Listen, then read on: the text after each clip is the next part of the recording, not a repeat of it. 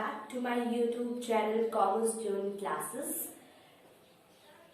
Next हमारा जो topic है वो है इंडिफरेंस कर्व. ठीक है, तो ये हमारा लेक्चर पार्ट्स में आएगा. आप इसको पार्ट्स में देखिएगा क्योंकि कंटेंट थोड़ा ज्यादा है आपको समझने में, ताकि प्रॉब्लम ना हो. तो पहले स्टार्टिंग वाला लेक्चर्स आप देखिएगा, उसके बाद नेक्स्ट पार्ट देखिएगा, तो कोई डिफिकल्टी नहीं आएगी. और कमेंट करिएगा अगर कोई सजेशंस देने हो इन लेक्चर्स, आने वाले लेक्चर्स के बारे में, तो आप मुझे कमेंट सेक्शन में सजेशंस अपने जरूर बता सकते हैं. नहीं तो डिस्क्रिप्शन बॉक्स में मेरा ईमेल आईडी गिवन है, आप मुझे ईमेल भी कर सकते हैं. So without wasting of time हम अपना वीडियो लेक्चर स्टार्ट करते हैं. आपको बोर्ड पे दिख गया होगा हमारा टॉपिक आज का क्या होने वाला है, इंडिफरेंस कर्व. मैं इस लेक्चर को थोड़ा बनाऊंगी इंटरेस्टिंग. ठीक है, सो मुझे लगता है इसको इंटरेस्टिंग बनाने के लिए मुझे क्या करना चाहिए, तो मैं आपको अच्छे से अच्छे एग्जाम्पल्स दूंगी. आपको पता है कि मैं अपने किसी भी टॉपिक को समझाने के लिए बेस्ट ऑप्शन क्या रखती हूँ, एग्जाम्पल्स. क्योंकि एग्जाम्पल्स हमारे माइंड में हमेशा रहते हैं, और अगर कोई चीज आपको रिकॉल भी करनी है फ्रेंड्स, तो आप एग्जाम्पल्स के थ्रू इतनी जल्दी रिकॉल कर पाएंगे, तो आपके कॉन्सेप्ट्स हमेशा क्लियर रहेंगे. सो आई होप आप भी नेक्स्ट टाइम से एग्जाम्पल्स को ज्यादा प्रेफरेंस देंगे, क्योंकि एग्जाम्पल्स हमें हमेशा याद रहते हैं और एग्जाम्पल्स हमारे माइंड में काफी देर तक रह भी पाते हैं. रूटीन कर सकते हैं हम उनको. हमारी जो रिटेंशन पावर होती है वो एग्जाम्पल्स के लिए बहुत ज्यादा हो जाती है. जैसे आपको पता होगा, आप कोई मूवी देखते हो तो आपको मूवी एकदम माइंड में रहती है, ये में ऐसा सीन हुआ, वहां में ऐसा हुआ, अच्छा इस टाइप में. तो अब हम टाइम को बिल्कुल वेस्ट नहीं करेंगे, हम अपना लेक्चर स्टार्ट करते हैं. इंडिफरेंस कर्व क्या होता है? इंडिफरेंस कर्व, ये सबसे पहला जो क्वेश्चन आता है, बिल्कुल बेसिक क्वेश्चन फ्रेंड्स, कि इंडिफरेंस कर्व आपका कार्डिनल एनालिसिस है कि ऑर्डिनल एनालिसिस है. तो यहाँ से क्वेश्चंस बहुत ज्यादा एग्जाम में पूछे जाते हैं, इसीलिए मैं बेसिक्स पे सबसे ज्यादा फोकस करती हूँ. सो आपका जो इंडिफरेंस कर्व है वो कैसा एनालिसिस है, या हम बोल सकते हैं कैसा अप्रोच है. सो ये है आपका ऑर्डिनल अप्रोच. अब इसको ऑर्डिनल अप्रोच क्यों कहते हैं वो मैं आपको धीरे धीरे करके समझाऊंगी, ताकि आपको ऑर्डिनल की मीनिंग भी क्लियर हो जाए कि what is the meaning of ordinal, कि हम इसको एक्चुअली में ऑर्डिनल ही क्यों कहते हैं. सो हमने देखा इंडिफरेंस कर्व हमारा कैसा एनालिसिस है. सो फ्रेंड, इंडिफरेंस कर्व आपका है ऑर्डिनल अप्रोच या ऑर्डिनल एनालिसिस. ये जो इंडिफरेंस कर्व है ना, इसको दिया किसने था? तो इसको दिया है हिग्स एंड एलन. अब आपको हो सकता है याद ना हो, ठीक है, तो कैसे याद करते हैं इसको?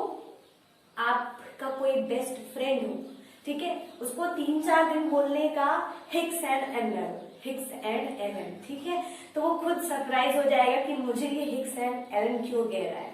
ठीक है, तो बोलना कि हिग्स एंड एलन, तुमने इंडिफरेंस कर्व एनालिसिस दिया है क्या? जब आप ऐसे 2-3 टाइम बोलोगे तो आपके माइंड में याद हो जाएगी. ठीक है, ये नॉर्मल सी बात है फ्रेंड्स. अगर आपको कुछ याद करना है तो जाहिर सी बात है आपको कुछ एक्स्ट्रा करना पड़ेगा. ठीक है, ये मेरी खुद की पर्सनल है. ठीक है, मैं ऐसे ही याद करती हूँ, मैं किसी को बोलती नहीं हूँ, बट हाँ ये है कि डायग्राम्स बना के उसको बोल देती हूँ कि तुम्हारा नाम हिग्स एंड एलन है. फिर गेम भी उसी में सब खेल देती हूँ मैं, गेम वगैरह सब, तो याद हो जाता है मुझे. तो इंडिफरेंस कर्व होता क्या है, हम इसकी मीनिंग से बिल्कुल क्लियर करेंगे. इंडिफरेंस कर्व का मतलब होता है कर्व. वो तो यहाँ पे दिख रहा है कि कर्व तो कर्व ही रहेगा ना, बट ये कर्व नॉर्मल कर्व नहीं है. फिर से बताती हूँ, इंडिफरेंस कर्व का मतलब होता है एक कर्व जिसमें 2 गुड्स होते हैं. क्या कहा मैंने? एक कर्व, लेकिन गुड्स कितने? 2, और उन दोनों गुड्स से मिलने वाली सेटिस्फैक्शन भी एक. तो आपको एक निमोनिक आ गया यहाँ पे 1-to-1. 1-to-1 का मतलब क्या है? 1-to-1 का मतलब क्या होता है? 1 curve 2 commodity but 1 satisfaction. Satisfaction एक ही मिलेगी, बट वो सेटिस्फैक्शन क्या होनी चाहिए? सेम लेवल पे होनी चाहिए. मतलब if you want an apple and if you want an guava, अगर आपको एक एप्पल भी चाहिए, एक गुआवा भी चाहिए, अमरूद भी चाहिए, तो जब आप उसको कंज्यूम करोगे, जब आप उसको खाओगे, तो जो आपको सेटिस्फैक्शन मिलनी चाहिए वो सेम लेवल की होनी चाहिए।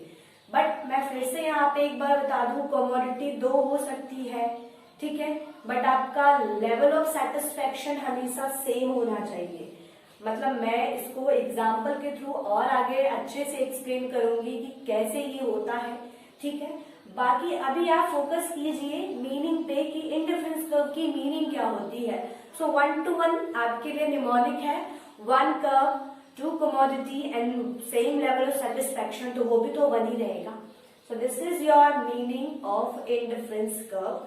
अब हम बात करेंगे इसके कुछ अजम्पशंस। अजम्पशंस का मतलब होता है फ्रेंड्स कि कुछ उसमें अजम्पशंस होते हैं, कुछ ऐसे पॉइंट्स होते हैं जो हमको बताते हैं कि एक्चुअली में इंडिफरेंस कर्व में क्या बातें होने वाली है, किस तरीके से हम उसको स्टडी करेंगे, साथ में कैसे हम को हेल्प हो जाएगी कि उसको स्टडी करने में या उसको जब हम डायग्रामेटिकली प्रेजेंट करें अपने नोटबुक में या कॉपी में, तो वो हमारे लिए इजी हो जाएगा। अजम्पशन नंबर 1 क्या है? कंज्यूमर होना चाहिए रैशनल। रैशनल का मतलब होता है फ्रेंड्स कि जो आपका कंज्यूमर होगा वो कोई ड्रंकर नहीं होना चाहिए, ठीक है, वो कोई ड्रंकर नहीं होना चाहिए, हिंदी में अगर बोले तो कोई पियक्कड़ नहीं होना चाहिए, ठीक है। क्योंकि अब उसको अगर आप कुछ दोगे, उसको आप कुछ भी दोगे तो वो कहेगा मुझे और दो, मुझे और दो, तो उसकी तो लेवल ऑफ सेटिस्फेक्शन कोई मायने नहीं रखती है ना। वो साउंड माइंड नहीं है। साउंड माइंड का मतलब है क्या कि वो अभी एकदम अपने मेंटली प्रिपेयर नहीं है कि वो बता सके कि एक्चुअली में मुझे कितना लेवल ऑफ सेटिस्फेक्शन मिल रहा है। सो फर्स्ट पॉइंट क्या है हमारा? कंज्यूमर होना चाहिए रैशनल। दूसरा पॉइंट क्या है? इनकम ऑफ कंज्यूमर जो है हमारा, क्या कहा फ्रेंड्स मैंने? Income of consumer. जो कंज्यूमर की इनकम है, मतलब अगर आप कंज्यूमर हो, क्योंकि हम इंडिफरेंस कर्व किसके प्रोस्पेक्ट से पढ़ते हैं? हमेशा कंज्यूमर के। तो आप इसको यहाँ लिख सकते हो शॉर्ट में, ठीक है, यहाँ पे जब भी आप इंडिफरेंस कर्व पढ़ते हो फ्रेंड्स, तो आप किसके बिहाफ पे या किसके प्रोस्पेक्ट से पढ़ते हो? हमेशा कंज्यूमर की, ठीक है। आप कंज्यूमर के साथ पढ़ते हो, कंज्यूमर को लेकर पढ़ते हो, क्योंकि कंज्यूमर के लिए ही सारी बातें लिखी गई है। तो यहाँ पे जो इनकम होगी कंज्यूमर की वो होगी कांस्टेंट। कांस्टेंट का मतलब क्या है? ना उसकी इनकम इंक्रीज होगी ना डिक्रीज होगी। कांस्टेंट का मतलब है बिल्कुल सेम रहेगी, ठीक है। तो ये सेकेंड असम्पशन है हमारा कि जो कंज्यूमर की इनकम है वो क्या होनी चाहिए फ्रेंड्स? वो होनी चाहिए कांस्टेंट। नेक्स्ट पॉइंट आता है प्राइस ऑफ गुड्स। आप जो गुड्स परचेस करने जा रहे हो, और वो गुड्स कितने होंगे? 2, क्योंकि हम क्या पढ़ रहे हैं? Indifference curve. जब दोनों गुड्स आप परचेस करोगे तो उनकी प्राइसेस सेम होनी चाहिए। अगर एक एप्पल आपको 5 रुपीज का मिल रहा है, लेट्स सपोज अगर एक एप्पल आपको 5 रुपीज का मिल रहा है, तो नेक्स्ट जो दूसरा एप्पल आप परचेस करोगे वो भी 5 रुपीज का ही होना चाहिए।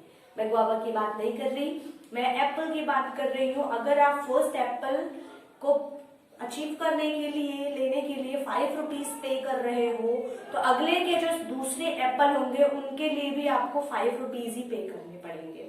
सेम ऐसे ही अगर आप एक गुआवा ले रहे हो और वो 10 रुपीज का है, तो अगला जो नंबर ऑफ गुआवा आप लोगे, परचेस करोगे, वो भी 10 रुपीज का होना चाहिए। तो यहाँ से आपको ये पॉइंट समझ में आया होगा। प्राइस ऑफ गुड्स होने चाहिए क्या? कांस्टेंट। तो income constant, price of goods constant, consumer होना चाहिए रैशनल। फोर्थ पॉइंट पे आते हैं, consumer knows the price of all things. Consumer को पता होना चाहिए कि वो जिन चीजों को खरीद रहा है, वो जिन चीजों को परचेस कर रहा है, उनकी प्राइसेस मार्केट में क्या चल रही हैं।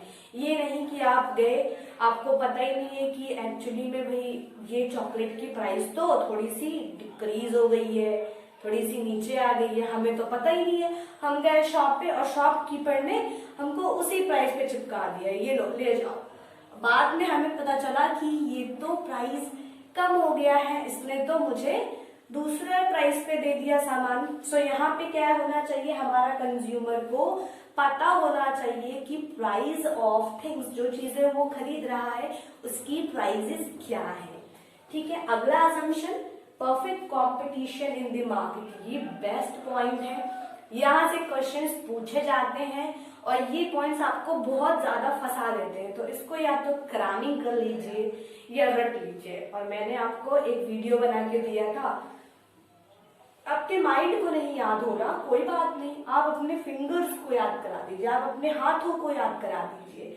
ठीक है, तो perfect competition in the market का मतलब क्या होता है कि मार्केट में जहां पे आप चीजों को खरीदने जाते हो, ठीक है, क्योंकि हम कंज्यूमर के पॉइंट ऑफ व्यू से पढ़ रहे हैं, तो ऑब्वियसली हम जाएंगे मार्केट में तो सेल करने नहीं जाएंगे, बाय करने जाएंगे, परचेस करने जाएंगे, खरीदने जाएंगे। ठीक है, तो वहां पे मार्केट में कंपटीशन कैसा होना चाहिए सर, परफेक्ट कंपटीशन होना चाहिए। परफेक्ट कंपटीशन जनरली लाइफ में आपको नहीं देखने को मिलेगी। ठीक है, बट तो हमारा ये 5th पॉइंट कवर हो गया, perfect competition in the market. Next point है, consumer is fully aware of indifference map. Indifference map का एक कॉन्सेप्ट आता है, मैं वो आपको समझा दूंगी, शॉर्ट में समझा देती हूँ। फॉर एग्जाम्पल, ये आपका एक एक्सिस है, ये वाई एक्सिस, ये एक्स एक्सिस। जब भी यहाँ पे कई सारे कर्व आ जाएंगे गाइस, मैंने कहा फ्रेंड्स, जब भी यहाँ पे कई सारे आईसी आ जाए, इंडिफरेंस कर्व का कलेक्शन हो जाता है, तो हम इसको बोलते हैं इंडिफरेंस मैप। तो कंज्यूमर इसके लिए भी अवेयर होना चाहिए कि इंडिफरेंस मैप नाम की भी कोई चीज है। जब भी हम पढ़ेंगे इंडिफरेंस कर्व, तो हमको ध्यान रखना है कि इंडिफरेंस मैप भी कुछ होता है। ठीक है, तो यहाँ पे आपको एक पॉइंट और क्लियर होगा, पॉइंट नंबर 8। मैं पॉइंट नंबर 7 इसके बाद आपको एक्सप्लेन कर देती हूँ। पॉइंट नंबर 8 में भी सेम चीज कही गई है कि जो आईसी सबसे ज्यादा ऊपर होगी, हायर आईसी आपको higher level of satisfaction provide करती है। फ्रेंड्स, आईसी का लेवल जैसे जैसे बढ़ता जाएगा, जैसे कि आईसी 1 हुआ होगा, ये आईसी 2, ये आईसी 3, तो आपको सबसे ज्यादा लेवल ऑफ सेटिस्फैक्शन कौन से आईसी पे मिलेगा फ्रेंड्स, आईसी 3 पे मिलेगा, क्योंकि मैंने यहाँ पॉइंट लिखा है higher IC gives higher satisfaction. जो आईसी जितना ऊपर होता है वो उतना ज्यादा लेवल ऑफ सेटिस्फैक्शन प्रोवाइड करता है। सो ये दोनों पॉइंट्स एक साथ आपको पढ़ने हैं और एक साथ कवर भी हो जाएंगे। लास्ट पॉइंट आता है सेम, 2 गुड्स होने चाहिए। मैंने कहा जब भी आप इंडिफरेंस कर्व पढ़ रहे हो, उसमें कॉम्बिनेशन ऑफ गुड्स कितने होने चाहिए, 2 गुड्स होने चाहिए। So a curve of 2 commodity which shows